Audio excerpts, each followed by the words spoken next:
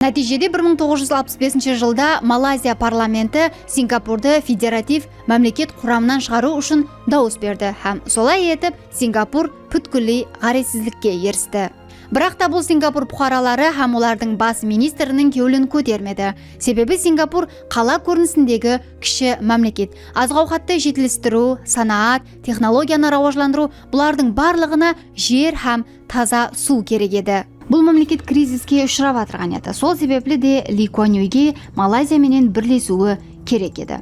Малайзиядан ажыралып қалғаннан соң Ли Куан Юй Сингапур енді аман қалу үшін күресу керек екенлігін түсінетұғын еді.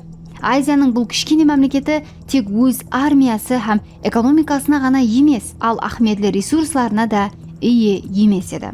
Сингапурлардың көпшілігі қарабаханаларда жасаған. Аралда дерлік табиғи ресурслар болмаған. Хәттекі таза суды қоңсылас Малайзиядан сатып алуға мәжбүр болған. Бұнан сқары Сингапурға регионның нәшибенділік пайтақты сыпатында қаралған. Бұл болса потенциалы инвесторларды қашырып жібереді оған еді.